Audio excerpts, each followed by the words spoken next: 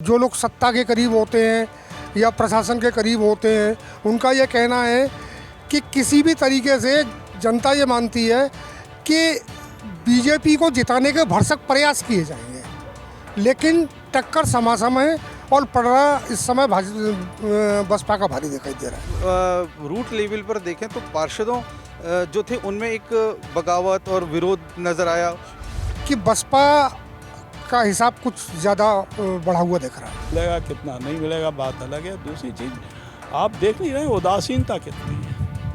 Convincing करने शायद voter आया भी नहीं है और पूरी आगरे की लड़ाई संगठनात्मक ढांचे की और समूहों की रही है।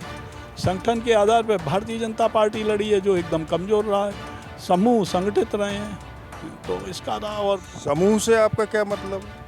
भाई समूह से अब मैं हिंदू मुसलमान तो कहता नहीं हूँ, क्योंकि राजनीति में मेरी भी प्रतिबद्धताएँ हैं थोड़ी बहुत। मतलब वो भाजपा मय जिसको हम कहते हैं कि 14 के बाद जो भाजपा मय माहौल हुआ, वो इस तरह का माहौल ही था। उन परिस्थितियों में भी भाजपा ने सीटें यहाँ निकाली, मार्जिन कम था लेकिन सीट निकाली। लेकिन अब तब 2014 के बाद से तो माहौल काफ़ी बदल गया है, तो निश्चित है कि जो भाजपा की जड़ें यहाँ जमी हैं वो और ज़्यादा मजबूत हुई हैं, सशक्त हुई हैं। तो भाजपा के फेवर में ही चीज़ें फिलहाल तो नज़र आ रही हैं। बसपा पहले की तरह से फाइट करेगी। आगरा नगर निगम के चुनाव में वोट 4 तारीख को पड़ चुके हैं। वोटों के गिरने के बाद तमाम तरीके के गुणागणित जगह जगह लगाए जा रहे हैं और उन गुणागणित के बीच में एक बात साफ नज़र आ रही है कि आगरा का चुनाव महापौर का बीजेपी और बसपा के बीच में फंस गया है। लेकिन ये चुनाव भाजपा के पक्ष में है या बीजेपी के पक्ष में है, अभी तक बहुत सारी चीज़ें स्पष्ट नहीं हुई हैं। हमारे साथ वो पत्रकार हैं जो मतदान के दिन जगह जगह गली गली मतदान केंद्रों पर गए, लोगों के से राय मशवरे किए और पता लगाया कि आखिर ये चुनाव किस तरफ बैठ रहा है। और इसको जानने के लिए आज हमारे साथ ये सब जानकारियां देने के लिए, आपका क्या नाम है? विनोद भारद्वाज। ये बताइए कि जो चुनाव हुआ है, मतदान गिर गया और मतदान पड़ने के बाद में इस समय क्या स्थिति है आगरा के अंदर? जो पहले जैसे बीजेपी जीतती रही है 89 से अब तक, ये उसमें और अब की बार में क्या अंतर दिख रहा है वोट पड़ने के बाद का? जो सबसे बड़ा अंतर है वो ये है कि वोटिंग परसेंटेज इतनी ज़्यादा कम रही है और कॉलोनियाँ हों चाहे मोहल्ले हों, पूरी कॉलोनियाँ और मोहल्ले गायब हैं। तो वोटिंग परसेंटेज कम होने का नुकसान हमेशा बीजेपी को रहता है, ये माना जाता है, यही बात समझ में आती है। तो इस बार जो टक्कर है वो बसपा और भाजपा के बीच में है और इस बार जो पलड़ा भारी दिखाई दे रहा है इन परिस्थितियों को देखते हुए वो बसपा का भारी दिखाई दे रहा है। हालांकि जानकार लोग ये कहते हैं, जो लोग सत्ता के करीब होते हैं या प्रशासन के करीब होते हैं, उनका ये कहना है कि किसी भी तरीके से जनता ये मानती है कि बीजेपी को जिताने के भरसक प्रयास किए जाएंगे, लेकिन टक्कर समासम है और पलड़ा इस समय बसपा का भारी दिखाई दे रहा है। नहीं तो अभी जो आप बता रहे हैं कि बसपा का पलड़ा भारी दिखाई दे रहा है, तो उसके क्या क्या आधार हैं जिससे पलड़ा भारी दिखाई दे रहा है? इसका जो सबसे बड़ा आधार है वो ये है कि हाई कास्ट की वोटिंग परसेंटेज बहुत कम है, जबकि लोअर कास्ट का वोटिंग परसेंटेज बहुत ज़्यादा है। और उस अंतर को देखते हुए ही ये माना जा रहा है कि बसपा का हिसाब कुछ ज़्यादा बढ़ा हुआ दिख रहा है। ये जो हाई कास्ट जिन्हें आप कह रहे हैं सामान्य जाति के जो लोग हैं, उनका मतदाताओं ने वोट कम डाले हैं, इसके पीछे क्या कारण रहे हैं, क्या कारण लग रहे हैं आपको? देखिए, एक तो लोगों का जो राजनीतिक जो स्थितियां चल रही हैं, तो लोगों का मोह भंग हुआ है राजनीति से। लोगों में गुस्सा है, जो देश के हालात हैं, जो परिस्थितियां हैं, महंगाई है, बेरोजगारी है, इन सारी चीज़ों को देखते हुए, और नाराज़गी भी है सत्ता के प्रति। दूसरा, आराम तलब वोटर है हाई कास्ट का, तो वो कोई कष्ट नहीं उठाना चाहता है। इस बार वार्डों की संख्या बढ़ाई गई और वार्डों की संख्या बढ़ाने के चक्कर में जो वोट थे कॉलोनियों के या मोहल्लों के, वो कहाँ चले गए ये किसी को नहीं मालूम है। तो इसमें जो लापरवाही दिखाई है वो उन लोगों ने दिखाई है जो कि खड़े हुए थे चुनाव में, जिन्हें ये चिंता करनी चाहिए थी कि हमारा जो वोट है वो गड़बड़ाए नहीं, गड़बड़ नहीं हो, वोट रुके नहीं, वोट उनका हर हालत में होना चाहिए, लेकिन ऐसा नहीं हुआ। एक चीज़ ये है, वार्डों की संख्या नहीं बढ़ाई गई है, वार्ड तो 100 के 100 हैं, वार्ड की सीमाएं बढ़ा दी गई हैं। पर सीमेंट बदला है। हाँ, सीमाओं का विस्तार हो गया है, कुछ फेरबदल हो गया है, वार्ड तो 100 में 100 ही है। आपका क्या नाम है? मैं राजीव सक्सेना हूँ जी। आपकी निगाह में क्या है, ये विनोद जी सही बोल रहे हैं या इसमें कुछ फेरबदल है? नहीं, विनोद जी का आंकलन बहुत सही है और मेरे ख्याल से मेरा भी कमोवेश यही है। मैं एक चीज़ और कहता हूँ कि ये जो वोटों का इधर से उधर होना हुआ है, ये उस पार्टी को लिए लाभकारी नहीं रहा है। ये अपने आप में आश्चर्य की है, जिसमें कि पन्ना प्रमुख नाम की एक यूनिट होती है। ये क्या कर रहे थे? इसका मतलब ये जीरो ऑर्गेनाइजेशन है, हैं? अगर ये नहीं कर पाते हैं, इधर का वोटर उधर जा रहा है या इनके माफिक नहीं पड़ रहा है, जो भी है, तो ये स्थिति भारतीय जनता पार्टी के संगठन पर एक प्रश्न चिन्ह है, जिसमें कि हमारे बड़े बड़े नेता, राष्ट्रीय नेता तक पन्ना प्रमुख नाम की एक इकाई को चिन्हित करते रहे हैं। नंबर 1। नंबर 2, एंटी इनकम्बेंसी को आप नहीं ले जा सकते। डिलीवरी एंड पे बीजेपी की सारी स्कीम्स, चाहे वो डूडा की हो, चाहे आपके अमृत योजना की हो, चाहे आपके स्मार्ट सिटी लिमिटेड की हो, पब्लिक को कोई फ़ायदा नहीं मिला है। तो किसके लिए वोट दे? निराशा हो जाती है। हमेशा इस देश में राजनीतिक परिवर्तन हुए हैं और वो बड़े ठहराव के बाद हुए हैं, पूरे मौका देने के बाद हुए हैं। मेरे को लगता है इस बार सोचना पड़ेगा। इस बार इन गवर्नमेंट को केवल ठोकों से काम नहीं चलेगा, कुछ देना पड़ेगा, ठोक बजा के देना पड़ेगा, पब्लिक को देना पड़ेगा। क्योंकि हमारे यहाँ कानून व्यवस्था की कुछ लोगों को समस्या हो सकती है, गोरखपुर है, गोंडा है, बहराइच है, पर यूपी में अभी इधर वेस्ट अपने पश्चिम उत्तर प्रदेश में रोजी रोटी की बहुत बड़ी समस्या है। नहीं, आप तो बिल्कुल ये मान के चल रहे हैं जैसे बीजेपी हार गई है, लेकिन ऐसा माना तो नहीं जा रहा है, माना तो टक्कर ही जा रही है ज़्यादातर जगहों पे। तो हमारी आपकी मजबूरी, हम बहुत चीज़ें पब्लिक प्लेटफॉर्म पे एकदम नहीं कह सकते, शायद मैं ज़्यादा कह गया हूँ, और रिज़ल्ट का इंतज़ार हमें करना ही चाहिए। मैं भी इस मामले में फिर तटस्थता ही बरतने के बावजूद मैं केवल जो एंटी इनकम्बेंसी शब्द कर रहा हूँ, वो अपनी जांच पड़ताल के ठोक बजा के आधार पर कर रहा हूँ। इसका कितना फ़ायदा मिलेगा, कितना नहीं मिलेगा, बात अलग है। दूसरी चीज़, आप देख नहीं रहे उदासीनता कितनी है। कन्वेंसिंग करने शायद वोटर आया भी नहीं है, और पूरी आगरे की लड़ाई संगठनात्मक ढांचे की और समूहों की रही है। संगठन के आधार पर भारतीय जनता पार्टी लड़ी है, जो एकदम कमज़ोर रहा है।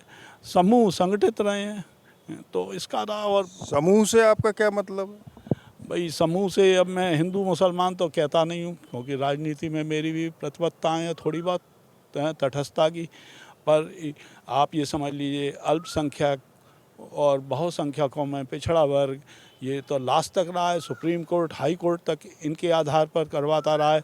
वार्ड परसीमन जरूर हो गया है, पर इसके आरक्षण के लिए ये चीज़ें बड़ी महत्वपूर्ण रही हैं और हुई हैं। पंचायतें हुई हैं, आपने प्रेस में दिखाई हो ना दिखाई हो, 7 चटाई पंचायत और ये पंचायत वो पंचायत सब हुई हैं पूरी की पूरी, और उसी के आधार पर कैंडिडेट भी कमोवेश सिलेक्शन किए हैं, कॉम्बिनेशन सेलेक्ट किए गए हैं कि ये इसको ले लो, ये हमारा ट्रेडिशनल वोट है, साथ मिल जाएगा। तो ये तो चीज़ें हैं, इम्पैक्ट हैं, आप चाहे माने ना माने, पर ये ग्राउंड रियलिटी है और बड़ी भारी स्ट्रेटजी तय हुई है। इसके साथ ये प्रत्याशी तय हुए हैं। एक तो इकोनॉमिक रिसोर्स बहुत इम्पॉर्टेंट रहा है कि हम इसे दे रहे हैं, ये चुनाव लड़ लेगा या नहीं, और दूसरा ये बैकग्राउंडर भी इनके चेक किए गए हैं और ये डायरेक्ट इम्पैक्ट डालेंगे वोट पे। अब आपको इस समय 13 तारीख को काउंटिंग होगी, अभी तक जो आपकी चर्चा पर चर्चा चली है उसके अंदर आपको क्या लग रहा है? पहले बीजेपी रही है और अब ये जो चुनाव हो रहा है इसके अंदर कोई फेरबदल दिख रहा है या वैसा ही सब कुछ रहेगा? नहीं, मेरे ख्याल से तो फेरबदल होना चाहिए। वार्ड के इलेक्शंस में भी होना चाहिए और मेयर के इलेक्शन में भी होना चाहिए। ये बात अलग है कि और जो पार्टीज़ हैं वो संगठन के आधार पर नहीं लड़ रही हैं, तो अगर वो अपने गोल को अचीव करने में अपने जातीय समूह या समर्थक समूह का लाभ ले सकें तो वो ज़रूर जीतेंगी, और अगर संगठन में तो उनको सब जगह वोट तो पड़ेगा। कुल कैलकुलेशन अगर उनके फेवर में रही तो वो जीतेगी। पर कोई ऐसा नहीं है कि Bharatiya Janata party double engine और ट्रिपल इंजन वाले एडवांटेज की स्थिति में हो। ये मेरा पर्सनल सोच है और मेरे ख्याल से कमोवेश आम आदमी आम जनता का भी यही सोच है। आपका क्या नाम? मेरा नाम दीपक कौशिक है। क्या करते हैं? मैं पत्रकारिता भी करता हूँ, बाकी मैं अच्छा, ये बताइए क्या स्थिति है चुनाव के बाद? मतदान गिर गया है, मतदान गिरने के बाद क्या स्थिति है? स्थिति देखो, एक्चुअल में ये परिस्थितियाँ हैं कि एक तो इनकी जो सीटों का बंटवारा हुआ है उसमें इनका कौन?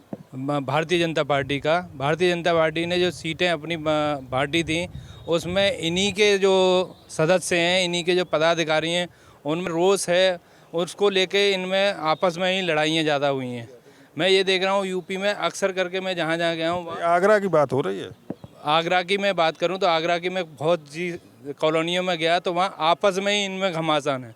भाजपा से ही टकरा रही है, वो एक निर्दलीय के पक्ष में, एक भाजपा के पक्ष में, तो इनका वोट आपस में ही विघटन में हो गया है। उस तरीके से देखा जाए तो बसपा हो सकती है निकल भी जाए, लेकिन कंपटीशन इतना टाइट हो चुका है कि जीत और हार का जो रेशियो रहेगा वो बहुत कम वोटों के माध्यम से होगा। लेकिन जिस तरीके से अभी वोट पड़ गए 4 तारीख को, उसके बाद लोगों को इस सुनवाई में आ रही है, भाजपा जीतती तो दिख रही है लेकिन बहुत कम मार्जिन के साथ, तो वो स्थिति पैदा होती हुई साफ दिखाई दे रही है। जीतती दिख रही है कम मार्जिन के साथ। ये आवाज़ें पहले से भी आती रही हैं, पिछले चुनाव में भी आती रही हैं। आपका क्या नाम है? मेरा नाम राजीव शर्मा है, क्या करते हैं? पेशे से पत्रकार हूँ। अच्छा, ये बताइए चुनाव में वोट पड़ चुके हैं, वोट पड़ने के बाद 13 तारीख को गिनती है। जो भाजपा बसपा इनके बीच में फाइट मानी जा रही है, आप भी तमाम जगह गए हैं, आपने देखा है, आपके कैलकुलेशन में क्या चीज़ दिख रही है और क्या लग रहा है? देखिए, अगर आगरा का शहर का मिजाज देखें तो अभी तक भाजपा के पक्ष में ही रहा है। अभी तक जितने भी मेयर को लेके इलेक्शन हुए, चुनाव हुए, वो भाजपा ही उसमें बाजी मारती आई है। इस बार का भी चुनाव टफ है, मतलब भाजपा और बसपा की भी सीधी टक्कर मानी जा रही है भी। और कोई बस सपा और जो कांग्रेस है वो सब तीसरे चौथे नंबर की फाइट पे रहते हैं। इस बार थोड़ा सा वोट कम पड़ा है तो मार्जिन में जो भाजपा की जीत को माना जा रहा है कि भाजपा इस बार लीड पहले की तरह से इतिहास को आगे जो है बढ़ा सकती है, तो जीत का अंतर कम हो सकता है। लेकिन बसपा के लिए कह देना कि हाँ कि इस समय मौका है उसके लिए, तो ये थोड़ा सा भी कहना जल्दबाजी होगी। बसपा के लिए भी फिलहाल माहौल बनता नहीं दिख रहा है। नहीं, माहौल तो टक्कर है, तो माहौल तो बना हुआ है, लेकिन जो भी मार्जिन है वो मार्जिन पहले भी कम रहा है। पिछले चुनाव जो हुए हैं और रिजर्व सीट पे जो चुनाव हुए हैं उसके अंदर 9,000 से 22,000 के बीच में मार्जिन जीत का औसत रहा है बीजेपी का। अब की बार उन्होंने गणित खेला जिसमें वाल्मीकि को उन्होंने टिकट दिया है और वाल्मीकि कोर वोटर बीजेपी का है, तो इससे क्या फ़र्क पड़ेगा इस चुनाव के अंदर जो वोट पड़ा है उसमें? मैं बिल्कुल आपकी बात से सहमत हूँ, लेकिन पिछले चुनावों के अगर हम मेयर के चुनावों में जाएं तो आप देखते होंगे तब भाजपा का इतना प्रभाव लोगों पे नहीं था। मतलब वो भाजपा मय जिसको हम कहते हैं कि 14 के बाद जो भाजपा मय माहौल हुआ, वो इस तरह का माहौल ही था। उन परिस्थितियों में भी भाजपा ने सीटें निकाली, मार्जिन कम था लेकिन सीट निकाली। लेकिन तब 2014 के बाद से तो माहौल काफ़ी बदल गया है, तो निश्चित है कि जो भाजपा की जड़ें यहाँ जमी हैं वो और ज़्यादा मजबूत हुई हैं, सशक्त हुई हैं। तो भाजपा के फेवर में ही चीज़ें फ़िलहाल तो नज़र आ रही हैं।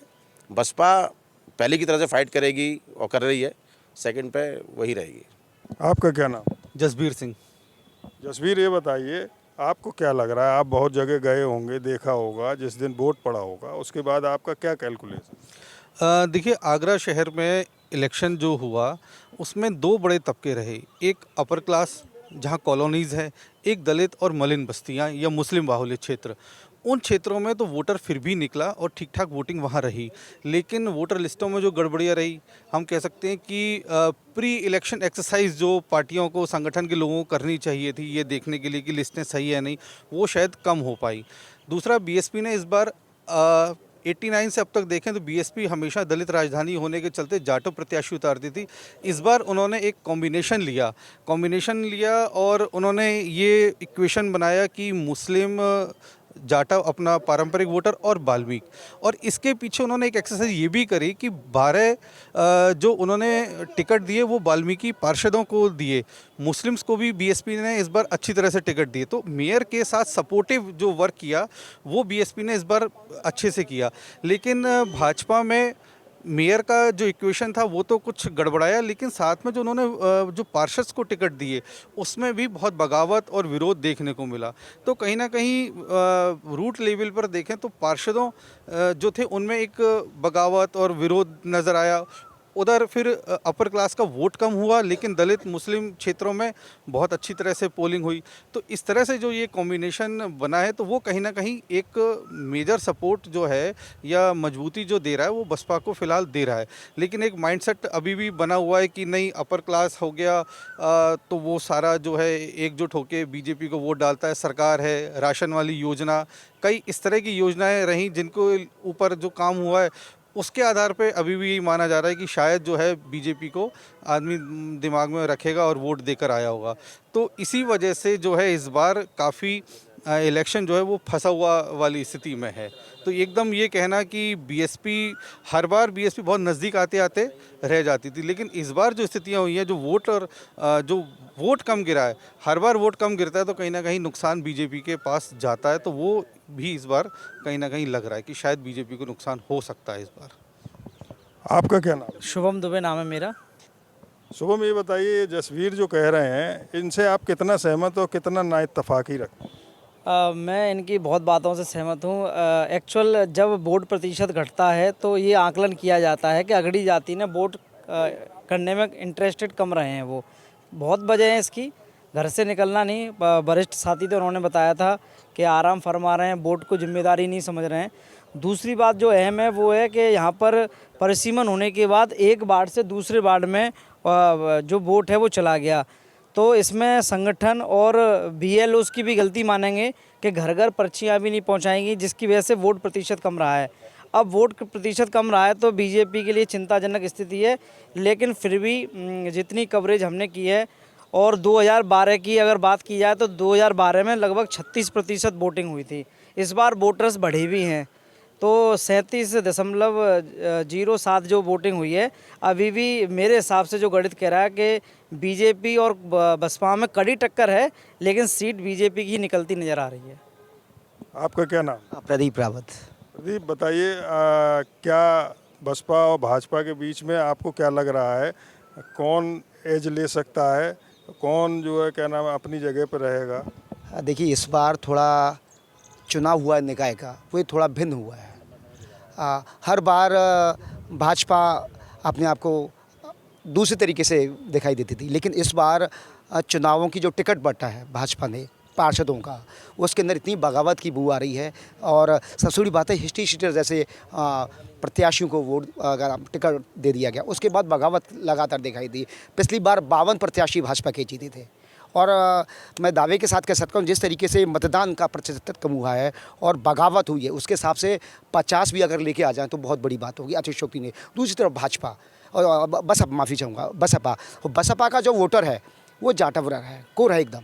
और इस बार बसपा ने क्या गणित खेला है कि वाल्मीकि समाज को टिकट दे दिया है, तो ये फैक्टर बहुत काम किया है। और जो अगड़ी जाति है, सामान्य जाति है, वो ब्राह्मण है, ठाकुर है, दूसरी सामाजिक बातें, वो लोग घर से निकला ही नहीं है। तो जो उसका नुकसान है, कॉलोनी साफ़ कर दी गई है। आगरा की बात है, पूरे उत्तर प्रदेश के अंदर देखें कॉलोनी साफ़ हो गई है। उसका खामियाजा निश्चित तौर पर भाजपा को इस बार उठाना पड़ेगा। और वही नुकसान अतिशयोक्ति नहीं होगा कि इस बार बसपा बाजी मार जाए आगरा के नगर निगम चुनाव।